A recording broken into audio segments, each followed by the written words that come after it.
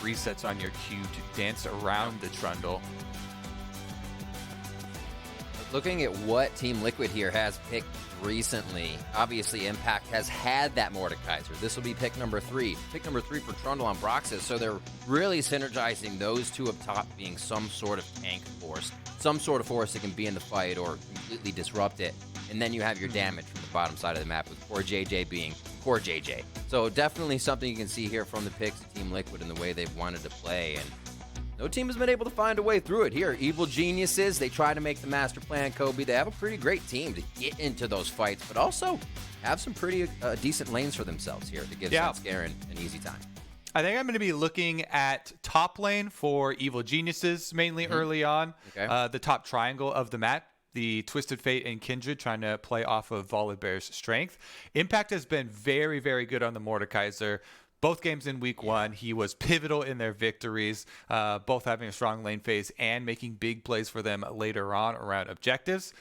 So it is going to be a big thing because there's definitely scaling options on both sides. Team Liquid love to go with, Trundle and super good scaling backline, and they have that with the Cassio this time around too.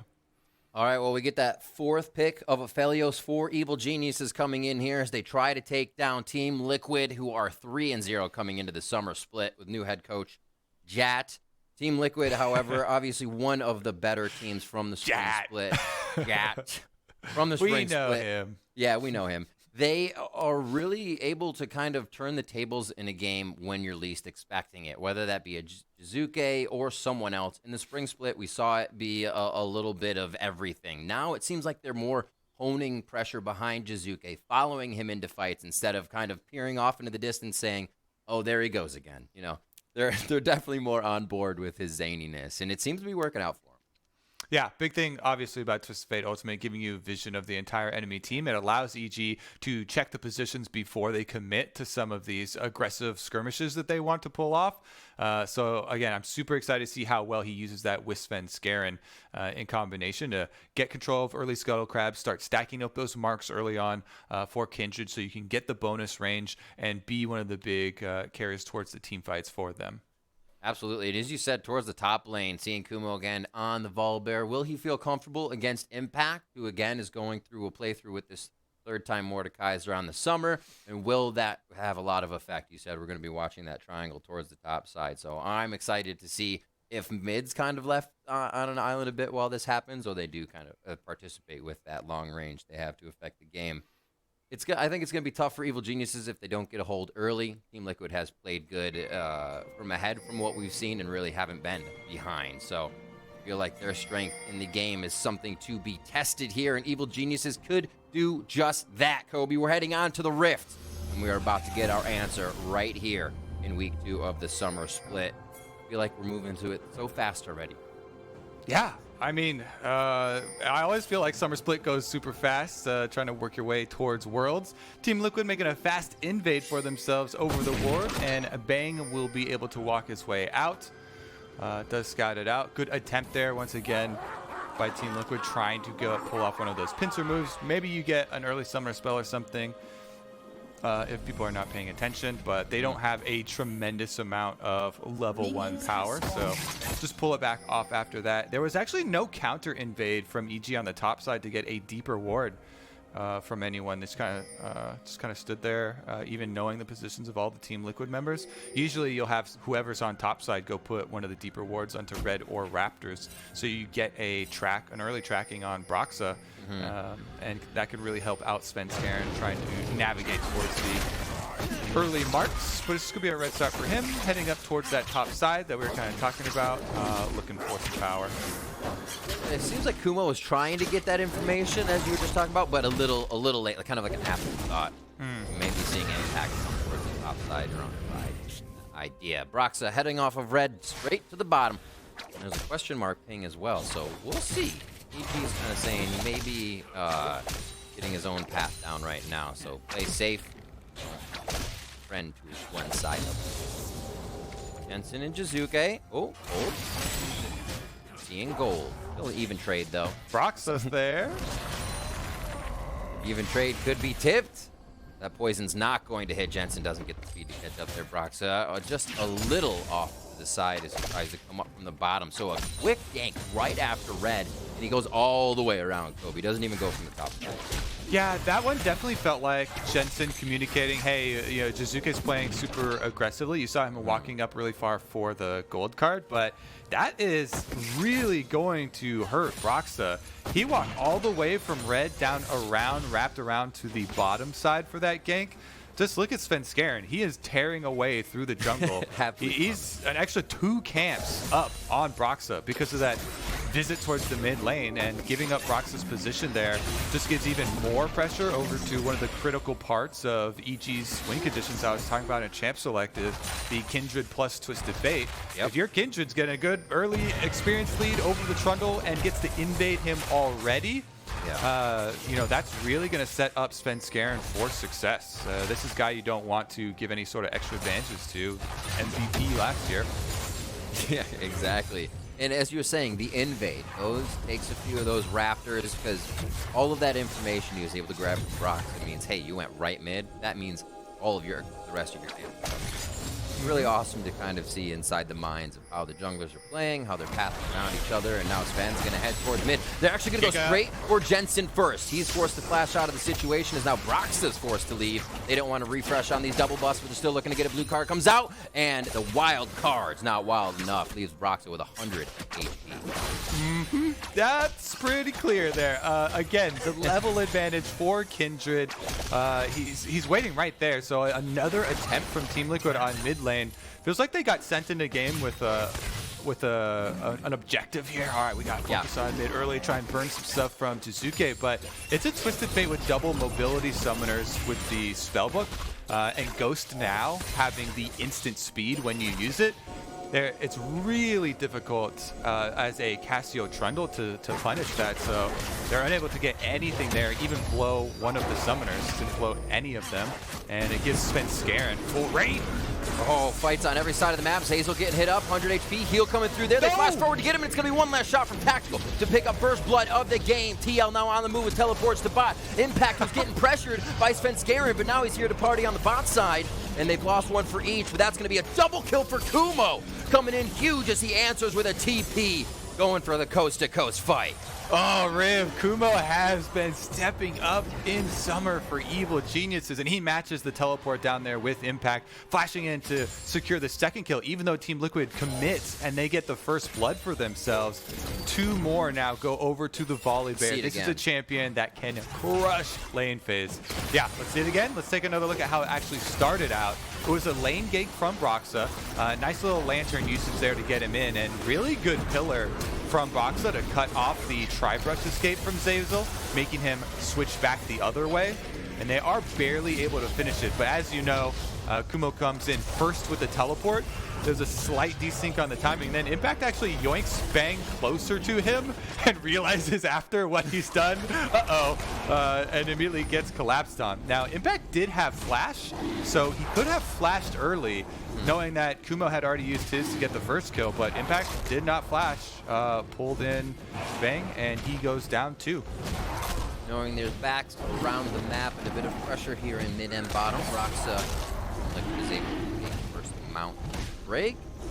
We're in these marks as well if we can see him coming up. Svenskeren hiding with Sweeper on, just behind Jensen, waiting to get on that flash, which is half cooldown. And they're just going to keep roaming. Svenskeren being really aggro this game. Awesome to see as he's going from lane to lane again. Impact's going to be pushed in. This Volibear just keeps lightning slashing away at lane, and see what happens here. He's level 6, Riv. He can turn off the tower. Here it comes. Kumo going to make use of that Volibear ultimate. He's looking when to leap, where to leap. It's going to be Jiizuke here, too, and they wait for the mid laner to come in, and they feed him a kill on the silver platter. Jiizuke comes up with a kill for himself there with the help of the team. Yeah, honestly, that might have even been overkill. When I just see Kumo level 6 and Svenskeren up there, I'm like, okay, Impact is dead. However, with a Twisted Fate ult on top of it, Jiizuke is able to get the last hit there, so he does get the gold, and they continue it in with a red buff steal. But they did give up a few minions in mid lane as Jensen was able to push that one ahead, and you can see the CS discrepancy actually starting to open up for that Cassiopeia. This is one thing that EG might have to keep in mind, is the late game scaling of the Cassiopeia, as they do have this early lead, and it's great. What? Not a lot of the jungle controlled right now by Team Liquid. They can still have that time to scale, like you said, especially if they get any time with an objective. This team can just absolutely slaughter Aaron or the already see him with one. Cloud's next. That they may even get Ocean. Blue on top of that as a Soul Drake to fight for in this game. 59-31 in the top lane. You talked about Kumo stepping up in this be a lane that we watch. Yeah, we've gotten some some interaction from Svenskeren up here for sure, but he's usually here now when the lane's pushed in and they're prepped up. So that little bit that Kumo was able to work with, he's really been able to build. Yeah, laid out in Champ Selects. When we were talking about areas of focus for EG, the top triangle is going to be a point of power with the Volibear matchup early advantage. And then to put a cherry on top of it, he teleports down. They get 2 kills early. Kumo's just living the dream life right now with all of the extra jungle pressure, having Svenskeren be able to split the map towards topside, and already having influenced the bottom side, getting those extra kills. So we'll see that pressure continue. Yep. We talked a little bit about Jensen just a moment ago. 82-59 as Jiizuke's been teleporting around, trying to do things here, trying to get Jensen to kill. As we do see a bit more play from Team Liquid around the mid lane, coming into the summer split here, but nothing coming just yet. Hard to get crowd control on that fast twisted pace. Yeah, I'm still just so perplexed by this fascination with mid lane that Team Liquid have. Getting sent in there with mid lane on their mind, but Twisted Fate again double summoner spells, and Jiizuke knows he can hover to top half of the map because Svenskeren is splitting the map there, and he's got control wards on the top half, so he continues to hover on the top side of the lane. And when the Trundle runs at him, you see there, this time he was actually more cautious, and he did pop his Ghost for the instant speed to dodge away, but the Ghost definitely has the shorter cooldown of the two and still holds on to the flash, so completely fine. Doesn't fall to the gank or anything. But again, the one warning I have, and I'll keep bringing it up, is the CS lead for Jensen for Cassiopeia. She can scale incredibly well, so they do have to keep their eyes on it. It'll be big. Jensen having the plays, the TP's there as well. We have to remember they couldn't really get a global pick inside of TL. Also didn't choose to throughout the ban phase with PG banning out Shen, but they say 3 teleports will allow us to maybe follow the Twisted Fate in the mindset. He will put into place. TP wasn't able to turn around, or they're just going to go into the turret. Yes, they will. Even not being deactivated as Kumo gets in there, and they are going to be able to walk right out with a kill onto Jensen. The tables have turned, Riv. EG are like, all right, we've seen enough of your silly Trundle ganks towards mid. Let's show you how to do it. 2 forms of crowd control they can bring. Hard CC, Riv. That's what I like to see in my ganks. Not just a little slow. Jiizuke doesn't hesitate. He flashes in. He gets the gold card off. And even though Jensen flashes away, and by the way, ults as he's flashing away with his cursor that way, Kumo can follow with the flash of Volibear. Another stun, another form of hard crowd control, and they've got the damage to finish Jensen off under the turret. Both summoners being blown. Now, though, that Jiizuke blew the flash offensively, maybe Team Liquid can try and have 4th times the charm visit towards mid lane with the Trundle Cassio. It would be, if they're keeping track of where those cooldowns are, it would definitely have a window to get in there. Maybe they're using that window, though, to say, let's take another Drake, set these on pace, and then we can figure out with the next one coming up.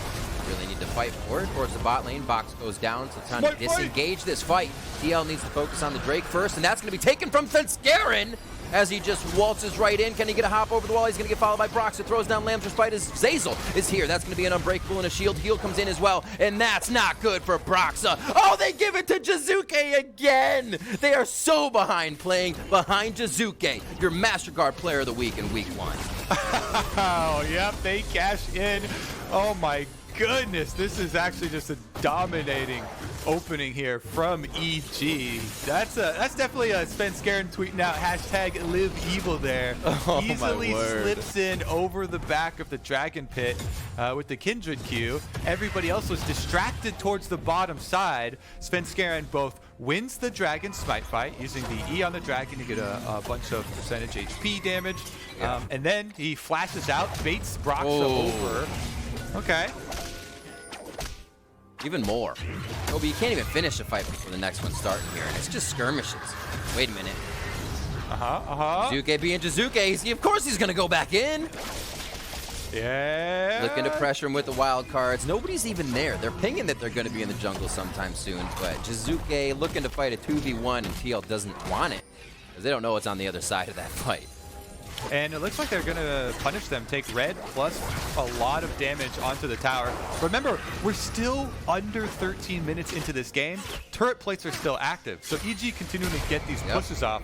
They're getting more money. Twisted Fate now takes top tower down to 2 plates left, and EG continue to bolster their early game lead. I think just really effectively using all of the top triangle pieces of the Kindred, Twisted Fate, and Volibear. Absolutely, and I think Kumo's going to need a ban on that. Looking comfortable, feeling comfortable, playing around Svenskeren fantastic when that lane is pushed up. So, like you said, working out for them. See if TL can put a stop to it, though. Still scaling. That's the name of the game here. Lane does not go in their favor. So, looking about 4,000 gold behind anybody's game, but definitely weighted in favor of Evil Geniuses here. We have 2.5 minutes on Infernal. That's going to be what's changing our rift. Get picked up here. Be a blue buff to Jensen. That's the classic when you're in solo queue and your team's getting smashed pretty early. You just go, okay, well, we're scaling, everybody. We're scaling. Everybody don't tilt. You know, we can definitely get there. And it's actually true for a lot of these champions that Team Liquid have drafted. It's just that EG are doing so good a job at just pushing the game ahead here. And again, they don't have terrible scaling. They do have the Aphelios farming away on the bottom side. And Svenskeren, with such an early lead on the Kindred, has been able to continually stack up these marks. So plenty of options here for EG as they have everybody turn their eyes towards the mid lane to take down the primary tower. Had the chance to clean their plates. Those went down. Now it's going to be the turrets themselves. That's the first one in mid, and a good one to take down. The map gets opened up quite a bit here for Evil Geniuses. As TL now, we finally get to see them playing from behind, really. You know, Gold may have gone back and forth in some of their games before as they are undefeated, but this is the game where really finding out how they're going to play from behind, how they decide things. And as we're saying, scaling is a word. We'll stop saying it, but that's going to just make them look very patient right now, as it looks like EG is taking whatever they want for the time being, and rightfully so. What an early game. Jiizuke with teleports around using his global comp nicely.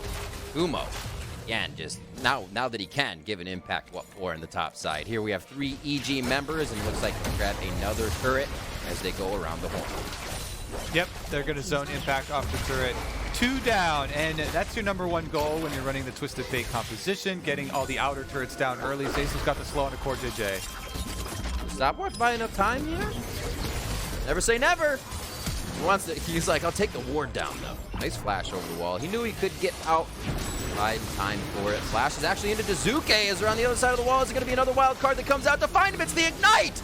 The Sunsealed Spellbook comes up big there, and he's able to get the kill down. Nicely done. And they're going to keep this fight going. Impact now trying to get himself in and out of the fight if the team wants it. Seems like communication from TL says yes. Impact is in as he throws the ult down onto Zeyzal so he doesn't go down, but separates one. Disrupts the fight. Evil Genius is trying to figure out a way back out, but TL may have this one locked down. I don't know. Here comes Jiizuke again, turning the tables. Wild cards again. Tactical down to about 300 HP as Kumo enters the fight as he runs down from the top side of the map. Top's pushed, mid's pushed. TL has her backs against the wall here from Broxah. Yep, and Svenskeren's also got the Rift Herald. So that's going to be tower #3. All the outers under fire here from Team Liquid so early in the game. Let's see, Broxah and Svenskeren, another smite fight on the Grump. Broxah actually wins that one. The consolation prize smite fight, you know, round 2, where the prize is like 1/10 of what the first one was. Infernal Dragon is up, so they should as well be able to reset and get that one. EG just clear out the extra ward here. Doesn't look like they'll grab that mark and just missed out on one. Probably got a few though. One. as TL moves in quickly. Make sure they don't lose too many more objectives here. They need to get control of something so EG Snowball doesn't get too out of control. 6,000 gold now. Yeah, that's a big ball. They got 5 stacks, now 6 stacks. They just ticked over for Jiizuke, and he's rushed the Lichbane. This is a confidence play here from Jiizuke. They are doing so well in the early game. Now with the Lichbane, it puts so much more pressure on the split push for EG. They can easily move their wards up, control the rest of the jungle, allow Svenskeren to get the deeper marks that spawn in enemy territory. Because, again, like we said in Champ Select, the Twisted Fate just covers so well with this champion. Jiizuke being able to come and answer and pick up any of these straggling kills like we just saw on bottom side, where he teleported in on CoreJJ, laid down the Ignite, and continues to look for the re-engages with those gold cards. Is just such a big part of the coordination here with EG, which you were talking about in the intro. One of the things that has led to their success and to this team rising to the top of the LCS. I know a lot of people yesterday when EG got smashed by Cloud9 started to lose a little bit of faith, and they're like, maybe are they still top 3? I think most teams are going to get smashed by Cloud9 right now. So EG, this is important for them to continue to re-establish themselves as one of the dominant LCS squads. Absolutely. Yeah, to that point, it seems like everybody's getting a few kills on Licorice. They're like, we're doing it! And then it just goes the other way. Because he's like, here's a few eggs for your basket, but don't put them all in one place. Yeah, we'll see it now here with EG definitely having a better day. Able to bring that confidence back out. And right under the turret, Jiizuke, brazen! Teleported in as he comes in with the Twisted Fate gate, but they're not able to pick up the kill just yet. Svenskeren is in a 1v1 with CoreJJ. Lamb's fight goes down as he gets Tactical to come over the wall. Tactical now putting up his dukes and trying to get into the fight, but TL and EG coming away with 0 kills on that. Top lane's getting pushed in as Impact and Kumo are having a bit of a party up there themselves. I don't know if this one's going to end just yet as EG looks to get out of Team Liquid jungle here, pushing lanes in mid. Yeah, Brazen is right, Riv. That one for me, that was a little aggro for my taste, right under the tower, but Team Liquid cannot punish them for it because they're so far behind in gold. They don't have the damage to actually kill anyone off, even when they are that deep. And, good collapse there. Zeyzal also came in with the Braum to support and add the extra CC for them to evacuate. And the goal was accomplished. This is a 2-level lead for the Kindred over the Trundle. Really abusing that ranged matchup. And Svenskeren hitting to the level 11 plus having the extra speed and armor shred utility of a Black Cleaver just makes them so difficult to catch. You can see they tried to layer CC and 100% to 0 stun Svenskeren, but they were unable to quite finish him off. And then you just get another Lamb's Respite. Like they're always able to back each other up on the side of Evil Geniuses at that last moment. Almost got CoreJJ, almost got Tactical. Just kind of reeling them in here as the fight angles on.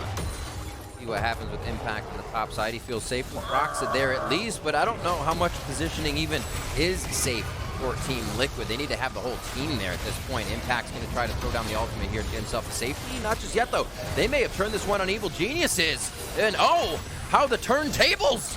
Will they be able to get this fight in their favor? Team Liquid now starting to be able to stop the fights from Evil Geniuses. Still looking worse for the wear here as they get themselves back to reset position. But EG not getting the turrets off of this one now. Not getting too many summoners out, I should say. With the ultimates coming out. One teleport there from Jensen. He had to be in the fight. And Impact to take control of bot lane as they're trying to rotate each other around here. Get to the right spot to defend turrets. DL still backed against the wall, but they're not giving up. Yep, definitely not. And they're trying to turn around these plays. That was another attempt and really close at turning around the kill onto Kumo, but just unable, as Kumo did a good job with his evasive maneuvers, ult flashing, running towards the Braum to try and save him, hugging the wall there, trying to dodge everything he possibly could, and in the end, scoreboard says still alive, so no harm, no foul. EG reached pretty deep again at another attempted pick, but Team Liquid cannot punish them for it, and it should be another pretty easy dragon for EG to retain control over this. They have plenty of time to set up, 30 seconds still left. If you're looking at the items though, and you are trying to see a way for Team Liquid to mount their comeback, they do have at least the double item power spike for Jensen. The Cassiopeia, again, is going to be one of the main things they're trying to set up to take over the team fights. Jensen has to have a good ulti and has to remain throwing out his offensive spells. That means a lot of pressure on CoreJJ and Broxah to create room for Jensen. See if they can actually rush through this dragon, because EG are making the call for Twisted Fate to come back down. There's the ult. Zeyzal on the flank, but Impact is there as well. Wait, they are all sorted out in this one. It's going to be Dragon going over to Team Liquid, and now the fight ensues. Watching all over the place here. Broxah's going down in the pit. His Impact's going to fall just outside. True Shot Barrage is just going to tickle Evil Geniuses as that goes across. And now they're going to be sticking on Impact for as long as possible to save Zeyzal. And they make it happen. Bang takes on Impact. As this one may be over, Kumo's trying to keep it going, or at least keep an eye on Team Liquid so they can't get control of their side of the map. And a back and forth, punch for punch at this point, it's always going to go in favor of Evil Geniuses. Yep. Team Liquid, they do sneak in and they cut off the dragon stacking. So by taking down this dragon, now they don't have to overextend themselves too much onto the map for the next one, which would have been soul point for EG. And they do give up one kill, but that's a decent escape for Team Liquid considering how far behind they are. I would still say, obviously, EG in the driver's seat here. They do take another tower as Jiizuke with his Lich Bane on Twisted Fate just saunters on over. But for Team Liquid, if you're trying to count your lucky stars here for something, at least they won't have to face that Dragon Soul anytime soon, and they can get a little bit more time to try and scale up. Whereas EG continue, push the game ahead here. They've got Baron to try and fight Team Liquid over. Zeyzal can get a good clear on some of these wards here. A nice security system set up by Team Liquid over towards the Baron pit. They are keeping all of their options open. Any little window they can get into a fight that they have numbers on, Team Liquid have to take at this point. And again, I said it before, we haven't seen them in this position yet throughout the split. I mean, I think losing a game overall, I'd say, is a blessing and a curse. We hear sometimes that, you know, you get to figure out where you actually are going wrong. You know, you get complacent when the wins just come in. We've heard that quite a bit as well. And all of those things, they plague you at different times. You're never going to know. So it'd be good to get a loss early, but you always like the wins. You know, you never want to take a loss. Here we go. Yell in it. Oh, right away. Gets himself a cleanse out, gets himself to safety, and Jiizuke is going to help get a kill on the Tactical as they move in instantly on the Ezreal. Just teleporting everywhere they want. And they took a little bit to figure out who was alone on the herd, and then they acted instantly from the side of Evil Genius. Yep, that's why the towers are so important when you're facing a comp like EG have here. Jiizuke constantly looking for the ultimates, and with the secondary ones falling there, nowhere for safety for Tactical. Kumo actually goes in on CoreJJ. He's basically just playing screen right now. He's the bouncer, keeping Broxah away from the pit, so there's no hope of a Team Liquid attempt even. Broxah also doesn't even have flash, so no way he was getting over there. Blast Cone exploded. And it is going to be EG wearing purple, looking to finish this one early. Here they decide to go. They still have all of their turrets, Kobe. This is pretty gross. Doing a great job so far of controlling the overall state of the map from the side of Evil Geniuses. Team Liquid, however, looking to set up a bushwhack here towards the Bramble pit of Evil Geniuses. EG pushing up mid, so at least TL will have the inside track and try to come around, but it looks like it's just going to have to be a teleport. EG didn't need anything in their jungle. They just want to win this game, apparently. Exactly. There's no reason for EG to go fishing around in the jungle, checking brush. You are 10,000 gold ahead with Baron buff. Just run straight up the lanes, use your Baron buff, and finish this one out. So no messing around here. Good shot calling from EG. They have Twisted Fate topside, buffing up those minions with Jiizuke, and then the triple man push in mid does get him right up to the tower. And you can see the cannon minion doing a lot of work, even with no members of EG having to put themselves in a dangerous spot. Those cannon minions will wear away at the turrets. And stack Magi's now as well for Jiizuke as he is just laying on pressure. See what they can do on every lane here against Team Liquid. They're trying to defend in mid as that inhibitor turret might just go down. CoreJJ's hook just misses on the outside there as Kumo's going to be able to solo that turret down on the bot side, give himself some Sky Splitter shield, do so safely, and that's one inhibitor going down. All three taking damage at the same time as evil geniuses are knocking hard at the front door of Team Liquid's base. Yep, it looks like they've got him surrounded, Riv. How can Team Liquid get themselves out of this one? One last fight, 5 members alive, with the Nexus turrets going down quickly. Slowly standing, just waiting to cross that line of scrimmage. Who's going to do it first and start the fight? Tons of damage onto the turrets. They're going to get disabled as well as Kumo just dives in. Broxah's going to go gold to try and save himself some time. Impact now into Svenskeren. I think that's going to be a lost fight with Lamb's Respite, and that's Impact now going gold. Looks like TL's able to hold on a little bit longer, but that's it. TL